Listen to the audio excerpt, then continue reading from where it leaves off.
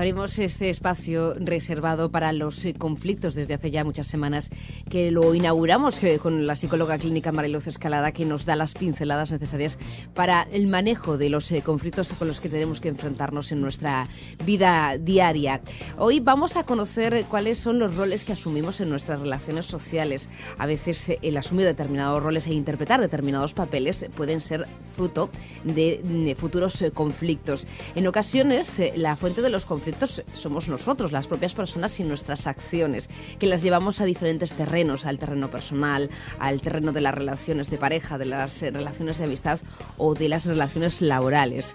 ¿Por qué surgen los conflictos? Bueno, pues es una pregunta muy genérica, pero hoy sí que les vamos a desvelar algunas de las cuestiones, como por qué surgen determinados conflictos en determinadas circunstancias y con determinados tipos de personas, o mejor dicho, con personas que adquieren determinados roles. Mariluz, ¿qué tal estás? Muy buenos días. Muy buenos días, Marta. Bueno, hay un esquema general que puede servir para conocer un poco... Recuerdo que en el primer programa hablábamos de lo que actuaba en nosotros. Hoy quizás podríamos decir el papel que tomamos nosotros ante el resto de las personas. Esto exactamente. Hablábamos de qué es lo que actuaba en cada uno de nosotros, ¿no? Bajo esta pregunta, ¿qué actúa en mí, ¿no? Si bien cuando nos ponemos en interacción en las relaciones, empezamos a ver cómo esa dinámica se pone en juego. Es justamente en las relaciones interpersonales donde se va a poner en juego estos recursos o defensas psicológicas que cada uno tiene. Uh-huh. Entonces, que son muy necesarias en ocasiones, ¿no? Sí, claro, por supuesto. Una forma de distinguirlo, hablábamos de lo que eran los estilos de afrontamiento adecuados, así hablábamos de estilos de afrontamiento directos o más indirectos, más estilo evitativo. Siempre hablábamos de que los extremos no era lo más adecuado. Uh-huh. Personas que huyen de los problemas, personas que se enfrentan demasiado de cara a todo lo que sucede. La línea más positiva es, lógicamente, andar por la línea del medio, ¿no? Exacto, pero ¿qué pasa cuando hay esta... Moderada. Esto es. Pero ¿qué pasa cuando hay esta confusión que no sabemos muy bien qué es lo que nos pasa una y otra vez? Es decir, ¿cómo puede ser que estemos metidos a veces en relaciones interpersonales que pueden ser conflictivas de una forma, si bien repetitiva? Es decir, empezamos a notar, si bien malestar, cuando no síntomas psicológicos más agudos como el estrés y demás. ¿Qué pasa cuando en ciertos contextos, ya sean lo que comentabas tú, personales, interpersonales, sociales, familiares o laborales, existen un tipo de conflictos con unas determinadas personas de una forma recurrente y estamos hablando con una frecuencia al menos de una vez por semana? Es decir, cuando ya empezamos a pensar qué pasa una y otra vez, ¿no? Sí, sí. Con una frecuencia... Cuando dejamos de echarle la culpa a la mala suerte, ¿no? Decimos, ¿será que tengo yo mala suerte y por eso me pasa lo mismo, que siempre doy con las mismas personas o me surgen los mismos problemas en el trabajo? Y a veces nunca reparamos que el problema puede estar en nosotros, ¿no? Efectivamente. Pero cuando, por ejemplo, lo vemos en un contexto claro y llegamos, por ejemplo, con esta duda o con esta pregunta, ¿no?, de qué nos pasa una y otra vez o qué me pasa a mí una y otra vez, empezamos a verlo por contextos y con independencia de que pueda ser más agudo o menos agudo, sí que vemos que la frecuencia es fundamental. Es decir, no es lo mismo haber tenido una discusión, una pequeña discusión, que esta frecuencia que te comentaba. Es decir, mínimo una vez por semana para darle cuanto menos un criterio de atención, ¿no? Y la duración con un periodo de aproximadamente 6 meses. Es cuando podemos empezar a pensar que ese conflicto tiene una naturaleza abordable, ¿no?, y manejable. Cuando esto se agrava es cuando entraríamos en lo que llamamos el acoso psicológico. Es decir, cuando ya la persona empieza a tener síntomas y ha puesto en estrategia, ha puesto en esta situación todo tipo de estrategias, afrontamientos, y lejos de mejorarlo, se enquista o empeora. Es decir, cuando la persona ya no tiene unos recursos de afrontamiento, empezamos a plantearnos qué gravedad y qué efectos se está produciendo. Pero es que además vemos que podemos fijarnos en el estilo de la comunicación de la persona. Es decir, cuando vemos un conflicto, lo vemos en las conversaciones, en el diálogo, tanto en lo que se dice como en lo que no se dice. Es decir, no solamente en el lenguaje verbal hablado, sino también... Los silencios también dicen mucho. Sí, eso es. El tono. El lenguaje corporal. Si bien es verdad que nos solemos fijar en lo que es la comunicación verbal, aproximadamente solamente con la comunicación verbal se establece un 20% de la información. En cambio, en el lenguaje corporal puede suponer hasta un 80%.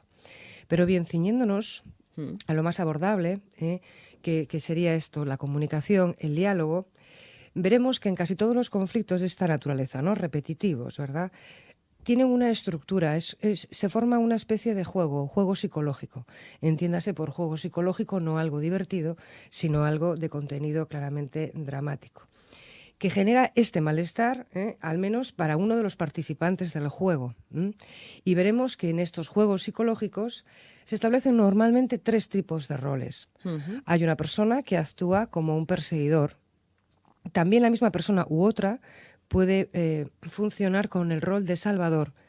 Y normalmente siempre hay una persona que le toca o le va a tocar el rol de víctima.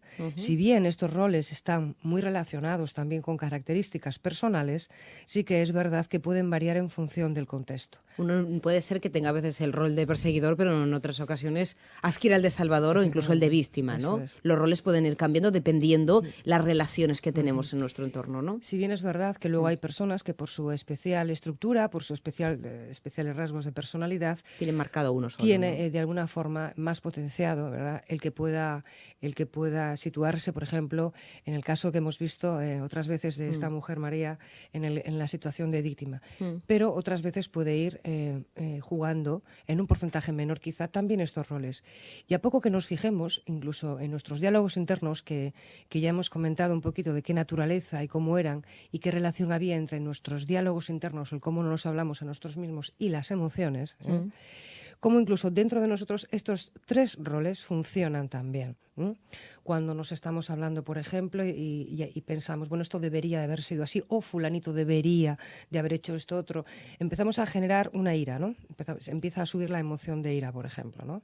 Funcionando bajo este esquema de debería. De los deberías. En cambio, cuando queremos salvar o cuando vamos de salvadores, ¿no? Siempre pretendemos ir incluso más allá de lo que se nos ha demandado, ¿no? Prestamos una ayuda que a lo mejor no era necesaria. No se nos ha pedido. Exacto, o sobreprotegemos. O abordamos la situación más allá de lo requerido.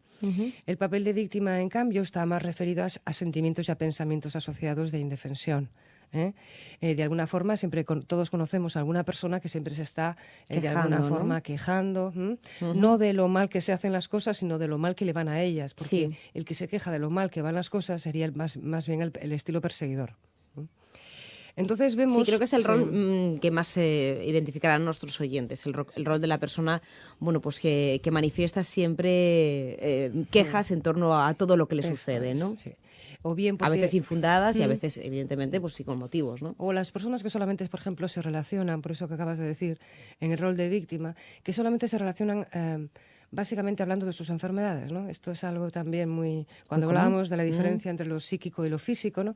Hay quien lo proyecta todo sobre enfermedades o síntomas físicos y se pasa todo el día hablando, ¿no? de sus achaques. Esto es, ¿no? Este sería un estilo también bastante quizá popular. Y el perseguidor sería aquella persona que siempre de alguna forma le va diciendo a los demás cómo son las cosas, cómo deberían de ser, y que además necesita un gran reconocimiento. Por eso lo hace, claro. Sí, de hecho el perseguidor y el salvador suelen ser muy buenos amigos porque se dan mutuamente lo que necesita. El salvador va a dar el reconocimiento casi perpetuo a este perseguidor que siempre está quejándose de todo, con lo cual el salvador se ve impelido, ¿verdad?, a darle este reconocimiento y a abordar esa queja, esa situación, ¿no? El perseguidor no tiene por qué perseguir a alguien, ¿no? Es que el concepto de perseguidor lo relacionamos con alguien que machaca a un segundo, un tercero, ¿no? No. Vamos a ver, se empieza siempre por lo mental. Empezamos siempre persiguiendo a alguien mentalmente o alguna situación mentalmente. Por supuesto, es que quizás la figura que menos clara queda. O sea, la de víctima yo creo que es la más fácil de reconocer. La del salvador es aquel, bueno, pues que ofrece más ayuda de la que le demandan o de la que es necesaria, ¿no? Que tiene una fuerza excepcional para volcarse hacia los demás, ¿no? Esto es. Pero para gratificación personal, ¿no? A ver, normalmente siempre se establecen unas ventajas en estos juegos. Yo creo que a través de la ventaja lo vamos a ver un poco mejor. No, es una ventaja psicológica, una pseudo-ventaja, sino porque participamos en estos juegos psicológicos, ¿no? O estos juegos en los que participamos tan habitualmente en casi todos los contextos, ¿no? Y a veces muy bien una no sabe, ¿verdad?, en qué rol es el que está jugando. Bien, hay 2 tipos de ventajas psicológicas, una interna y otra externa. Fíjate, son 2 y son muchas, suficientes para mantenernos en un juego.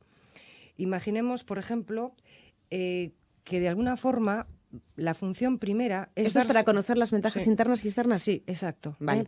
De cada rol, además de cada rol. Vamos a ver, justamente lo que comentabas era el rol del perseguidor, pero rápidamente lo vamos a... Todos elegimos un rol, pero todos buscamos un algo más, una satisfacción o un encontrarnos cómodo dentro de ese rol, ¿no? Exacto. Aunque tengamos ese papel de víctima. Para cumplir esas necesidades psicológicas que te comentaba.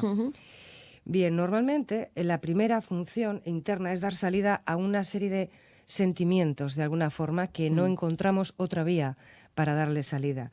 Y estamos hablando de sentimientos acumulados, donde además en el juego los vamos a poner en esa tabla, ¿no?, de ajedrez, podríamos decir.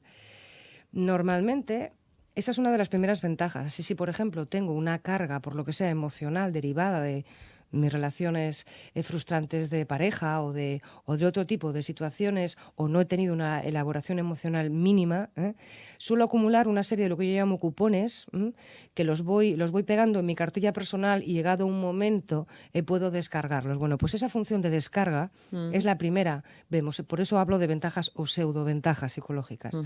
Y la segunda ventaja externa realmente es no ocuparnos de la situación, es decir, evitar, dígase, responsabilizarse si es una tarea laboral, dígase implicarme con mi pareja, que es la demanda, ¿verdad?, emocional.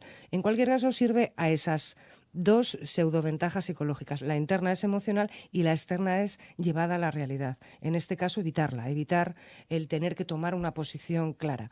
Por eso, las personas que una vez han tomado este juego como estrategia de defensa no suelen saber o no suelen querer saber lo que les pasa de ese rol. Pero es que además el que gana, el que tiene algún sentimiento que descarga y además obtiene esta evitación del afrontamiento y de la responsabilidad, va a ser mucho más difícil que suelte ese rol, puesto que obtiene.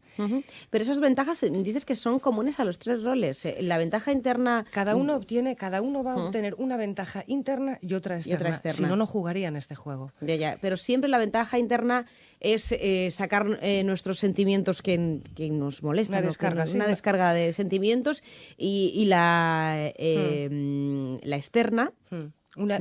Esa es la interna. Y la externa es la de evitar, analizar el problema, que es lo que me sucede, aplazarlo, ¿no? Abordar, por ejemplo, si tenemos que llevar algo a la realidad, como pueda ser un trabajo, como pueda ser cualquier cosa material que todo el mundo pueda ver. Hablamos de cosas materiales. Exacto, es decir, hay una ventaja externa de no tomar partido efectivamente de crear una solución al respecto. Imaginemos que estamos en el coche y queremos aparcar.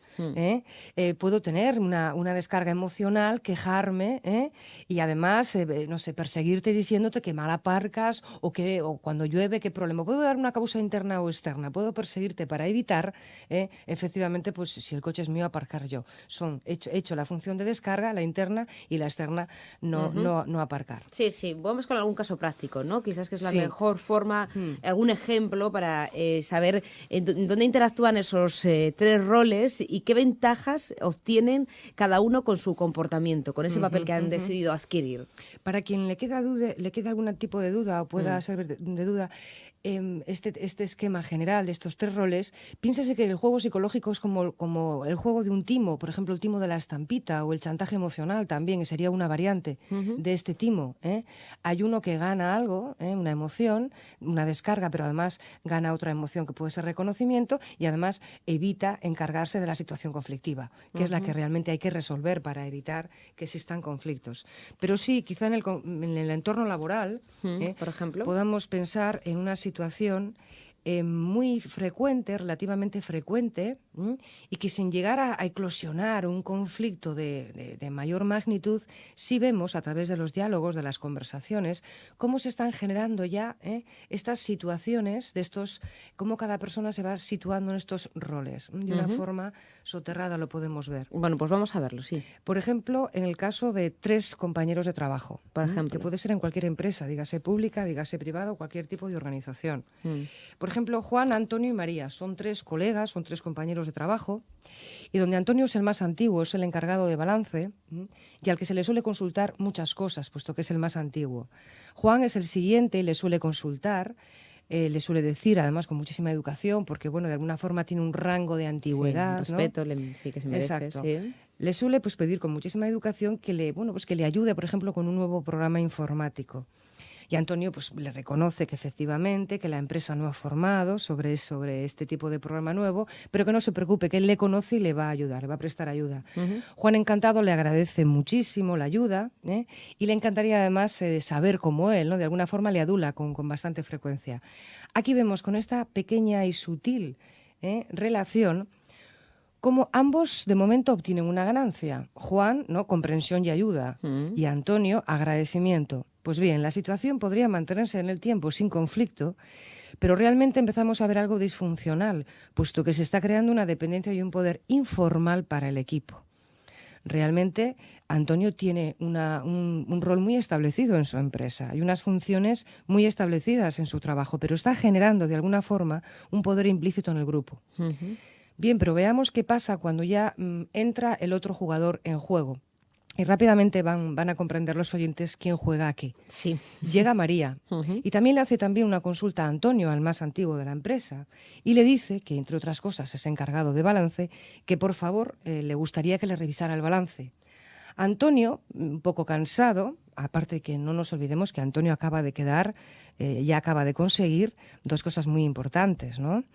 Una es ser consultado, con lo cual su reconocimiento, con lo cual no parece que necesite en ese momento, ¿verdad?, ningún tipo de incordio. Bueno, pues Antonio le dice que ahora no puede, le contesta María, ¿no? Podrías hacerlo tú sola. Bueno, María dice, bueno, de alguna forma se siente incómoda y dice que no se lo tome a mal, que solamente le pide un vistazo. Antonio la contesta de una forma ya un poco más ardua y le dice que su trabajo realmente es su responsabilidad, que no se va a ocupar él de todo, ¿no? Sí. María se queda realmente descolocada ante esta respuesta, ¿no? Pero Antonio sigue con su perorata, de alguna forma, y dice, bueno, aquí todos cobramos igual, ¿no? Ya estoy cansado de hacer siempre el primo y voy a tener que realmente hablar seriamente con el jefe. María le dice, por favor, Antonio, no te enfades, eres el más veterano y realmente todos te lo valoramos. Bueno, pues con esta situación en la que María, obviamente, no parece que no tiene ninguna ventaja psicológica, ¿no? Realmente, ¿qué pasa? ¿Qué está pasando en este pequeño diálogo? Ya hemos visto cuanto menos 3 roles, ¿no? Antonio parece que es, de alguna forma, el perseguidor, ¿no? Sí. Cuando realmente sí que parecía el salvador de toda la empresa. Vemos que la misma persona están ya actuando esos 2 roles, ¿no? Sí.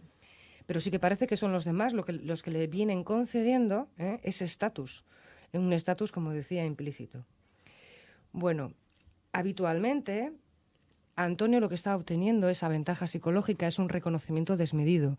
Realmente la empresa sí forma en estos programas y si no, seguramente que la empresa, si se pregunta, estaría más que dispuesta a hacerlo. Pero sí que parece que se ha establecido una relación de dependencia. Con lo cual, la estructura del juego es exactamente, como vemos, igual a la de un timo. Se ha podido ver con claridad en esta pequeña conversación cómo cada uno ha actuado desde una posición. Está claro que Antonio de perseguidor y salvador y María de víctima. Espero que se haya podido comprender de una forma simple y en una conversación fácil cuáles son esos 3 roles. Sí, se ha comprendido, sí. Bueno, vemos que normalmente la dinámica es que suele haber un motivo, un cebo, es decir, cómo cada uno de nosotros podemos participar en todo esto. En este caso, el salvador o el perseguir, el salvador puede poner un cebo, como es el de la ayuda que decía, ¿no? Habitualmente empieza jugando en esta posición, en la posición de salvador, ¿no? O bien por un conocimiento excesivo, pero claro que tiene una necesidad, ¿no? Una necesidad de reconocimiento casi infinito, ¿no? Sí. Estas personas que siempre, ¿verdad?, necesitan el aplauso de los demás, ¿no? Llamémoslo efectivamente un motivo egoísta, ¿no? Sí, que se puede decir. Sí. Bueno, pues este es el participante, que solemos decir el participante blanco, ¿no? Que responde de alguna forma según quiere el participante que va a iniciar el juego. Es decir, quien tenga una flaqueza es quien va a enganchar este juego. Entonces nos empezamos a dar cuenta de si participamos en eso o no, es porque nosotros también tenemos una flaqueza al respecto, ¿no? Una forma muy sencilla de decirlo. El que entra al juego es porque también tiene una flaqueza, ¿no? Sí, efectivamente, sí. Porque el que no tiene el que no juega ninguno de esos 3 roles es el que pues no entra en el juego, ¿no? Directamente, claro. o si ve que hay una situación de conflicto, la evade. O no, y normalmente no la acepta, ¿no? hay personas que funcionan como catalizadores salvadores, es decir, lo pueden, o neutralizadores. Vemos en el caso de Juan a qué estaba jugando. Juan es el que le pedía realmente la ayuda, ¿no?, al salvador, que después hace de perseguidor, ¿no? Realmente ahí está alimentando, es decir, no está haciendo nada, pero sí que está, digamos, alimentando la versión de salvador. Dejamos claro que él pide ayuda sin necesitarla, evidentemente, Está ¿no? claro que si cada uno de ellos se ocupara, ¿verdad? Vemos las dos ventajas, ¿no? Todos obtienen una ventaja, no ocuparse de lo que se tienen que ocupar, que es pues recibir la formación si no la han recibido en ese programa, y realmente no tener que estar siempre dependiendo de alguien que sepa más y demás, ¿no? Sí que es verdad que siempre va a haber algo asimétrico, siempre va a haber relaciones asimétricas en las que un otro sabe más. Otra cosa es la necesidad de reconocimiento que tenga. Entonces, el hecho de que se enganche o no se enganche con un estilo o con otro habla de nuestros estilos de afrontamiento, como decía antes. Pero normalmente, cuando alguien empieza en un rol, por ejemplo, en el caso concreto que acabamos de decir de perseguidor, hay un momento en el que cambia. Vemos que cuando entra María en escena ha cambiado. Con Juan, con su compañero, sí que parecía que había una relación más fluida. Entre ellos dos, como ellos dicen, no hay problema. Es lo que nos explicabas antes, que había un cierto interés, o se llevan habitualmente bien perseguidores y salvadores, ¿no? Exacto. Por Entonces, eso ellos se entienden bien, y la reacción de Antonio hacia Juan no tiene nada que ver con la que, hace a María, ¿no? María suele tener una posición de víctima muy frecuente, ¿eh? Eso ya lo hemos comentado en otras situaciones, ¿no? Entonces, también establece una relación de dependencia. Realmente, el hecho de que necesite la supervisión, es decir, se sabe, ella constantemente cuenta con Antonio para todo, ¿no? Entonces, por supuesto que se dan, como vemos, las dos vertientes. No se trata de encontrar culpables, sino de ver la vulnerabilidad que cada persona pone en juego. En cualquier caso, cuando entra María en juego, es cuando vemos que hay un cambio, el cambio del Racker, ¿no? Siempre hay un cambio donde el salvador hasta hace un momento va a actuar de perseguidor, ¿no? Y como la víctima se queda con la emoción negativa, el salvador o perseguidor se queda con la emoción positiva, y además no se ha resuelto la otra pseudoventaja externa. Yeah. No se ha resuelto nada. Hasta la semana siguiente, que vuelvan otra vez de nuevo a establecer este tipo de relación, y estallará, pues bueno, puede ser un viernes por la tarde que se ha acumulado cansancio, ¿verdad? O en una situación delicada. Pero esto se viene repitiendo, por ejemplo, con una frecuencia de una vez por semana durante bastante tiempo, y no se ha dado solución a una cosa en principio todavía abordable y manejable. Les podemos pedir a los oyentes que hagan un ejercicio de plantearse cuando tengan enfrente un conflicto, bien sea en el ámbito laboral o en otro tipo de ámbitos, y analizar cuál es el papel que asume cada una de las personas que han entrado en conflicto, y esas necesidades que tienen que cubrir las tres partes que están interesadas en participar del juego, ¿no? Es muy complicado ser consciente de que uno está formando parte de ese juego y que uno tiene unas carencias y ha asumido un papel de víctima, de perseguidor o de salvadora, ¿no? El problema es no habérselo planteado nunca. Esto lo hemos hablado más veces, la perspectiva. Primero es ver en qué papel estoy jugando yo en este tipo de relación. Y es muy distinto también el abordaje, si por ejemplo podemos decidir luego cambiar o no ese rol en función del contexto. Por ejemplo, no es lo mismo abordar este problema en el contexto laboral que acabamos de poner, que no me queda más remedio que relacionarme con dos personas en posición de salvadoras o de perseguidoras permanentes, que ya parece que aunque yo no tenga activada la flaqueza de la víctima, me van a intentar poner, bueno, pues lo más probable es que estalle el conflicto y que se intente abordar una solución. En cambio, es muy distinto si estamos hablando de estos roles, por ejemplo, con relaciones interpersonales. Yo puedo decidir si me relaciono con esta persona o no, también. Si estas relaciones son tóxicas, decimos, o no. Pero a veces hay ocasiones en las que vemos relaciones de amistad o incluso de parejas en las que existe esa toxicidad y dices, bueno, pudiendo elegir, porque pones el ejemplo del ámbito laboral en el que quizás uno no puede elegir a sus compañeros o a sus jefes, pero sí en las relaciones personales nos llama la atención que en ocasiones se produce, ¿no? Bueno, pues romper la relación, bien sea de amistad o de pareja, si ves que no es que es perjudicial para uno o para ambas partes, ¿no? O el grado de juego, por ejemplo, no es lo mismo un juego que estamos dirimiendo cosas sencillas, como por ejemplo hablábamos de un programa o hablábamos de una revisión, de un balance, que por ejemplo, en una relación de pareja cuando son cosas nimias, cuando son cosas pequeñas, ¿no? Vemos que efectivamente ese juego todavía es abordable. Pero desde luego esto llevado a extremos sí que va a crear una situación de acoso psicológico permanente, ¿no? Como se nos ha agotado el tiempo, si te parece, la semana que viene seguimos hablando de este tema porque es realmente interesante saber qué roles asumimos en nuestras relaciones y ya quizás si lo llevamos a ese extremo, ya ejemplos en los que podamos ver cuándo realmente llevar ese papel o ese cartel colgado en la vida es un conflicto permanente, ¿no? Casos repetitivos. Bueno, pues Mariluz, muchísimas gracias un martes más. Le recordamos que aquellos que deseen pueden acudir a la consulta que tiene Mariluz Sánchez Escalada. Ella es psicóloga clínica, es experta en conflictología y además les atiende en el 942 760102 para solicitar cita, que están en la dirección Plaza Príncipe, número 4, segundo derecha. Ya saben que cada martes nos ayuda a conocer un poquito más por qué entramos en conflicto.